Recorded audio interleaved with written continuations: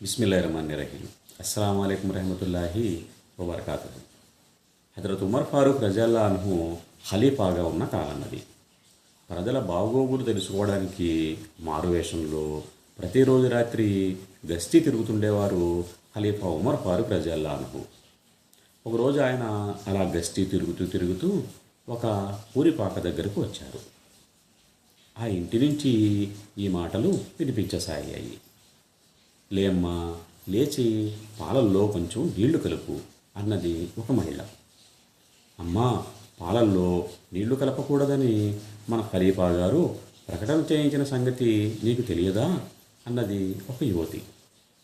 ఇక్కడ ఖలీఫా మనల్ని చూడడం లేదు కదా, ఖలీఫా మనుషులు కూడా లేరు, త్వరగా పాలల్లో నీళ్లు కలుపు, ఇక్కడికి వచ్చి ఎవరు చూడబోయారు అన్నది తల్లి.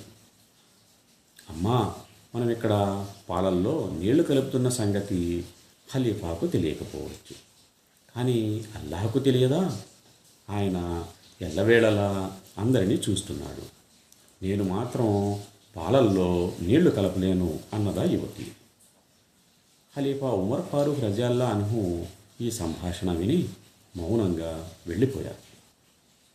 మరునాడు ఉదయం తన కుమారులను పిలిచి ఇలా అన్నారు: కుమారులారా, నేను రాత్రి గస్తీ తిరుగుతుండగా ఒక పూరిపాకలో ఒక యువతి పలికిన మధురమైన మాటలు విన్నాను. ఆ యువతి ముఖార విందమైతే చూడలేదు, కానీ ఆమె నోట దైవభీతి జాలువారే పలుకులు మాత్రం విన్నాను. ఆమెను నా కోడలిగా మన ఇంటికి తీసుకురావాలని భావిస్తున్నాను. ఇన్షా అల్లాహ్ ఆ అమ్మాయి ద్వారా మనకు ఓ శుభప్రదమైన చిరంజీవి కలగవచ్చు. మీలో ఎవరైనా ఇందుకు సిద్ధమేనా అని అడిగారు. అప్పుడు ఆయన కుమారుల్లో ఒకరైన ఆసిం రజల్లా అన్హు, నాన్నగారు, నేనందుకు సిద్ధంగా ఉన్నాను అని అన్నారు. వెంటనే ఉమర్ ఫారూక్ రజల్లా అన్హు ఆ యువతితో ఆసిం నిఖా జరిపించారు. ఈ వాఖ్యా చాలామంది చాలాసార్లు విని ఉంటారు. కానీ తర్వాత ఏమైంది? పుణ్యాత్మురాలైన ఆ యువతికి కలిగిన పిల్లలు ఎవరు?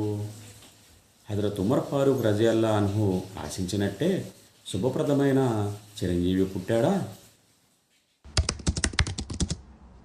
పెళ్ళైన కొన్నాళ్లకు ఆసిం దంపతులకు ఆడపిల్ల కలిగింది. ఆ మహిళ పవిత్ర ఉదరం నుంచి ఉమ్మె ఆసిం పుట్టింది. ఆమెకు జన్మించిన మహనీయుడే ఉమర్ బిన్ అబ్దుల్ అజీజ్ రెహమతుల్లాహి. ఆయన ఖలీఫాగా ఎన్నుకోబడి ఎంతో న్యాయంగా, నిజాయితీగా దేశాన్ని పాలించి 5వ శ్రేష్ఠ ఖలీఫాగా ఖ్యాతి చెందారు. ఉమర్ బిన్ అబ్దుల్ అజీజ్ తల్లి రెండవ ఖలీఫా ఉమర్ ఫారూక్ రజల్లా అన్హు మనవరాలు.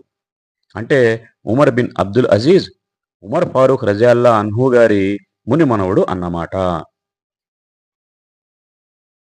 ఉమర్ బిన్ అబ్దుల్ అజీజ్ రహమతుల్లాహి కొంతకాలం మదీనాకు గవర్నర్గా పనిచేశారు. సులేమాన్ బిన్ అబ్దుల్ మలిక్ మరణానంతరం వీలు ప్రకారం ఉమర్ బిన్ అబ్దుల్ అజీజ్ రహమతుల్లాహి ఖలీఫా అయ్యారు. అయితే తన తొలి ప్రసంగంలోనే ఉమర్ బిన్ అబ్దుల్ అజీజ్ రహమతుల్లాహి ప్రజలతో ఇలా అన్నారు: నేను ప్రభుత్వాన్ని నాకు అప్పగించమని ఎన్నడూ కోరలేదు. ఈ వ్యవహారంలో నా అభిప్రాయం కూడా ఎవరూ తీసుకోలేదు. ప్రజల్లో కూడా అభిప్రాయ సేకరణ జరగలేదు. అందుచేత నేను ఈ బాధ్యతల నుంచి వైదొలుగుతున్నాను. ఇప్పుడు మీరు కోరుకున్న వ్యక్తిని ఖలీఫాగా ఎన్నుకోండి. ఈ మాటలు వినగానే అక్కడ సమావేశమైన ప్రజలంతా, మేము మిమ్మల్ని ఇష్టపడుతున్నాము, మీరు పరిపాలనా పగ్గాలు చేపట్టడం మా అందరికీ ఇష్టమే అని అన్నారు ముక్తకంఠంతో. అప్పుడు ఉమర్ బిన్ అబ్దుల్ అజీజ్ రహమతుల్లాహి ఖిలాఫత్ పదవిని స్వీకరిస్తున్నట్లు ప్రకటించారు. తరువాత ఆయన సులేమాన్ బిన్ అబ్దుల్ మలిక్ కోసం జనాజా నమాజ్ చేసి ఆయన భౌతిక కాయాన్ని ఖననం చేశారు. ఆ తర్వాత ఉమర్ బిన్ అబ్దుల్ అజీజ్ రహమతుల్లాహి ఇంటికి తిరిగొచ్చి మరింత విచారగ్రస్తులైపోయారు. దుఃఖంతో ఆయన గడ్డం తడిసిపోయింది. ఆయన భార్య ఫాతిమా కంగారు పడుతూ, ఏమిటండి కన్నీరు, ఏమైంది అని అడిగింది. దానికి ఆయన, ఏమని చెప్పను ఫాతిమా, నా మీద ముహమ్మద్ సల్లల్లాహు అలైహి వసల్లం అనుచర సముదాయం భారం మోపబడింది. పేదలు, వితంతువులు, పిల్లలు, మధ్యతరగతి వారు, వీరందరి భారం నా నెత్తి మీద వచ్చి పడింది. రేపు ప్రళయ దినాన వాళ్ళని గురించి ప్రశ్నించినప్పుడు నేను సమాధానం చెప్పలేనేనన్న భయంతో నేను బాధపడుతున్నాను అని అన్నారు. అనంతరం ఆయన తన భార్యతో, నువ్వు వెంటనే నీ నగలన్నీ తీసి ప్రభుత్వ ధనాగారంలో జమ చెయ్యి. అలా చెయ్యకపోతే నేను నీ నుంచి వేరు కావలసి వస్తుంది. నేను ఈ నగలతో నువ్వు ఒకే ఇంట్లో ఉండడం నాకేమాత్రం ఇష్టం లేదు అని అన్నారు. అప్పుడు ఆయన భార్య ఏమాత్రం తటపటాయించకుండా తక్షణమే నగలన్నీ తీసేసి ప్రభుత్వ ధనాగారానికి పంపివేసింది. అంతేకాదు వారసత్వంలో తనకు లభించిన ఆస్తిపాస్తులన్నీ ప్రభుత్వ ధనాగారంలో కలిపి రాజర్షిగా మారిపోయారు. ఖలీఫా కాకముందు ఉమర్ బిన్ అబ్దుల్ అజీజ్ రహమతుల్లాహి 1000 దీనార్ల ఖరీదైన దుస్తులు ధరించేవారు. ఖలీఫా అయిన తర్వాత 400 దీనార్ల దుస్తులతోనే సరిపెట్టుకోసాగారు. ధర్మసమ్మతంగా సంపాదించిన 400 దీనార్ల వార్షిక ఆదాయం గల ఆస్తి మాత్రమే ఉంచుకుని మిగిలిన 40,000 దీనార్ల వార్షిక ఆదాయం గల ఆస్తులు ప్రభుత్వ ధనాగారంలో కలిపేశారు. ప్రభుత్వ ధనాగారంలోని ధనం ఏ మాత్రం దుర్వినియోగం కానీయకుండా ప్రజా సంక్షేమ కార్యక్రమాల కోసమే ఖర్చు పెట్టడం ప్రారంభించారు. ఫాతిమా సోదరుడు ఉమర్ బిన్ అబ్దుల్ అజీజ్ రహమతుల్లాహిని పరామర్శించడానికి వచ్చారు. అప్పుడు ఆయన ఒక మాసిన చొక్కా ధరించి ఉన్నారు. ఆయన తన సోదరి దగ్గరికి వెళ్ళి, బావగారు ఇప్పుడు అమీరుల్ మోమినీన్. ఆయన ఇలాంటి చొక్కాలు వేసుకోవడం ఏమాత్రం శోభించదు. ఉతికిన చొక్కాలు ఇవ్వు అని చెప్పి వెళ్ళిపోయారు.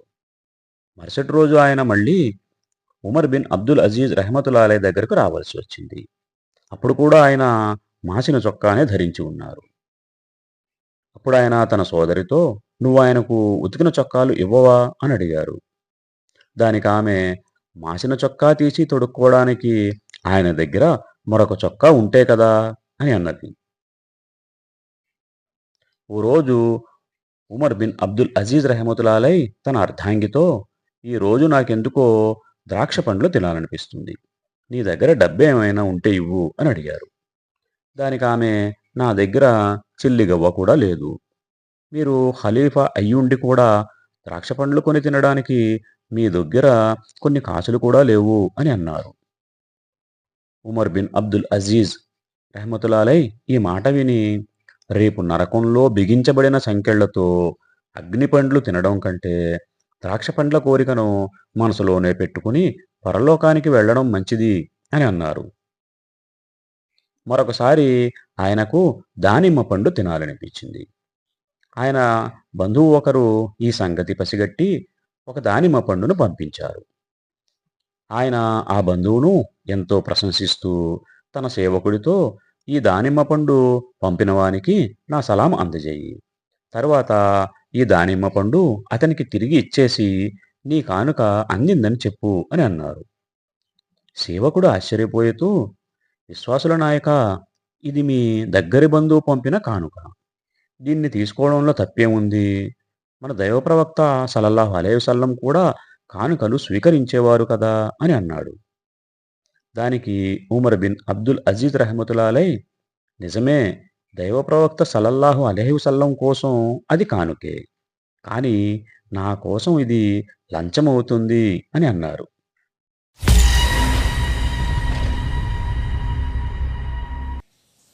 ఆయన క్రూరులైన గవర్నర్లను, అధికారులందరినీ ఉద్యోగాల నుంచి తొలగించి వారి స్థానాల్లో నిజాయితీపరులైన పాలకులను నియమించారు.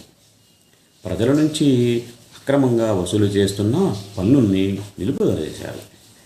చట్టవిరుద్ధంగా ఎవరిని శిక్షించకూడదని, ఇస్లాం స్వీకరించిన ముస్లిమేతరుల నుంచి జిజియా వసూలు చేయకూడదని ఉత్తర్వులు జారీ చేశారు. అయితే ఉమర్ బిన్ అబ్దుల్ అజీజ్ రహమతుల్లాహి నిషేధించిన చెడులు, పునఃప్రవేశపెట్టిన ధర్మశాస్త్ర ఆదేశాలు బను ఉమయ్య తెగవారి ఆగ్రహానికి గురయ్యాయి. చివరికి వారు ఆ మహానుభావుణ్ణి హతమార్చడానికి కుట్ర పన్నారు. ఖలీఫా దగ్గర పనిచేసే ఒక బానిసను మభ్యపెట్టి అతని ద్వారా ఆయన తినే అన్నంలో విషం కలిపారు. ఉమర్ బిన్ అబ్దుల్ అజీజ్ రహమతుల్లాహి తనకు విషం ఇవ్వబడిందని గ్రహించారు. ఆయన తన బానిసను పిలిచి, నిన్ను ఏ విషయం ఈ పనికి పురిగొల్పింది అని అడిగారు. దానికి ఆ బానిస తనకు 1000 దీనార్లు డబ్బిచ్చారని, బానిసత్వం నుంచి విముక్తి కలిగిస్తారని చెప్పారని అన్నాడు. ఆయన ఈ మాటలు విని, నీ వైఖరి చాలా శోచనీయం. సరే, ఆ డబ్బు ఇటు తీసుకురా అని అన్నారు. బానిస ఆ డబ్బును తీసుకొచ్చాడు. ఉమర్ బిన్ అబ్దుల్ అజీజ్ ఆ డబ్బును తీసుకుని ప్రభుత్వ ధనాగారానికి పంపి, వెంటనే నువ్వు ఇక్కడి నుంచి ఎటైనా పారిపో. మళ్ళీ నీ ముఖం ఇక్కడ ఎవరికీ చూపించకు అని ఆదేశించారు. చివరికాయన ఆ విషబాధతోనే 2.5 సంవత్సరాల తర్వాత 39 ఏండ్ల వయసులో అంతిమ శ్వాస వదిలారు. ఇంతకీ ఉమర్ బిన్ అబ్దుల్ అజీజ్ రహమతుల్లాహి పాలించిన సామ్రాజ్యం ఎంతుండేదో తెలుసా? సింధ్, పంజాబ్, బుఖారా, సమర్ఖండ్, తుర్కిస్తాన్, చైనాల నుంచి మొరాకో, స్పెయిన్, ఫ్రాన్స్ల వరకు విస్తరించి ఉండేది. అంతటి విశాలమైన సామ్రాజ్యం అయినా ప్రతి చోట ప్రజలు సుఖసంతోషాలతో జీవితం గడిపారు. నీతి న్యాయాలు సర్వత్రా వర్ధిల్లాయి. అందుకే ఆ రాజర్షి మరణ వార్తతో ముస్లింలే కాదు, క్రైస్తవులు, యూదులపై కూడా విషాద ఛాయలు అలుముకున్నాయి. ఉమర్ బిన్ అబ్దుల్ అజీజ్ రహమతుల్లాహైకు 11 మంది కుమారులు కలిగారు. ఆయన తర్వాత వచ్చిన హిషాం బిన్ అబ్దుల్ మలిక్కు కూడా 11 మందే కుమారులు. హిషాం వారసత్వపు ఆస్తి నుంచి అతని కొడుకుల్లో ఒక్కొక్కరి వాటాకు 10 లక్షల దిర్హములు వచ్చాయి. ఉమర్ బిన్ అబ్దుల్ అజీజ్ రహమతుల్లాహి వారసత్వపు ఆస్తి నుంచి ఆయన కొడుకుల్లో ఒక్కొక్కరి వాటాకు ఒక్కొక్క దీనార్ మాత్రమే వచ్చింది. ఆ తర్వాత కాలచక్రం తెచ్చిన మార్పు ఏమిటో తెలుసా? ఉమర్ బిన్ అబ్దుల్ అజీజ్ కుమారుల్లో ఒకతను ఒకరోజు దైవ మార్గంలో జరిగే పోరాటం కోసం 100 గుర్రాలు దానం చేశాడు. ఇకపోతే హిషాం కొడుకుల్లో ఒకతను దానం తీసుకుంటూ ఉండగా ప్రజలు ప్రత్యక్షంగా చూశారు.